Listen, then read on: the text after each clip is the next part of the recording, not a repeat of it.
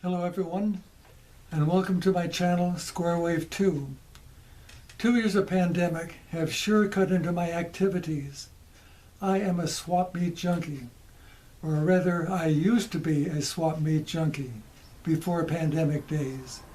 I rarely leave the house or the shop anymore, so I have a lot of free time on my hands. How to use it? Well, I decided to build another radio. My latest project is based on a free, printable, high-resolution schematic I found online. It was posted by Dr. Greg Latta. It is called the AA8V Twinplex Regenerative Receiver. Let's take a look at the front panel. Here you see a very nice aluminum front panel, measuring 7.5 by 10.5 inches. The controls are as follows: main tuning with vernier reduction, fine tuning, antenna trimmer, volume, and regeneration control.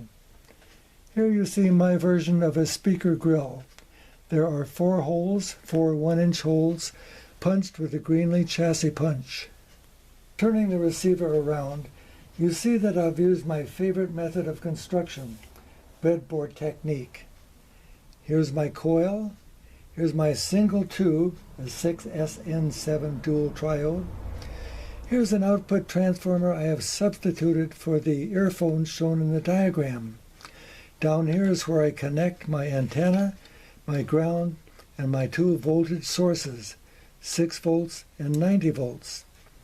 Here I have a main tuning capacitor, 365 picofarads. Here I have a very small tuning capacitor for my antenna coupler. Back in here is another variable capacitor for fine tuning. Here's my speaker, 2 potentiometers, one for volume and one for regeneration.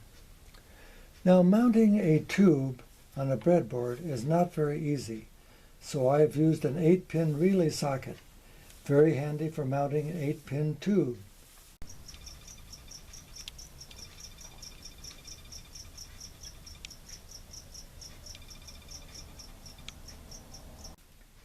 My coil is also mounted on an 8-pin relay socket.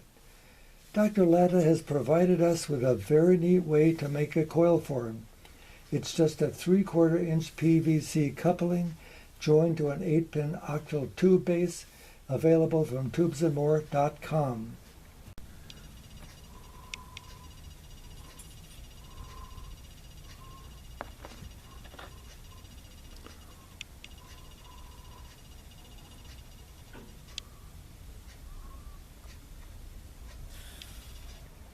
I find winding coils manually very taxing and not very reliable, so I use my own special coil winding jig. Here's how it works. My right hand is turning the crank and counting the turns. My left hand is pinching the wire to keep it taut. It's also leading the wire slowly across the coil form, turn by turn. Okay, let's take a look at the schematic. Here is the excellent high-resolution schematic Dr. Latta has provided. All part values are clearly marked. This is called a Twinplex because it uses 2 triodes, one for detection and one for audio amplification. They are housed in one glass envelope, a 6SN7 dual triode tube. Although the schematic calls for earphone operation, I decided to see if a 6SN7 could drive a small speaker, so I substituted an output transformer and a 4-inch speaker for the earphones you see here. As you will see in just a moment, a speaker can be used with good volume. Power connections, plus the antenna and ground connections, are made to binding posts mounted on a piece of aluminum angle stock at the rear of the breadboard. My power supply is a relic from some 30 years ago.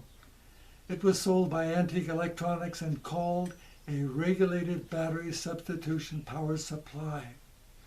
It was sold as a kit to be assembled on a small piece of plywood. Here it is. Does this power supply look a little strange to you? Well, it should. I decided to enclose it on 3 sides, add binding posts for the various voltages, and put a handle on the top.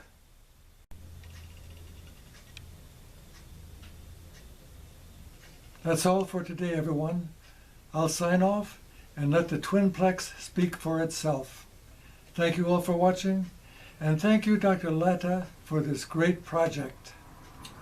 As their new coach, I have to tell you, Myron, I didn't totally understand what happened there with Byron Leftwich. It seemed like he wanted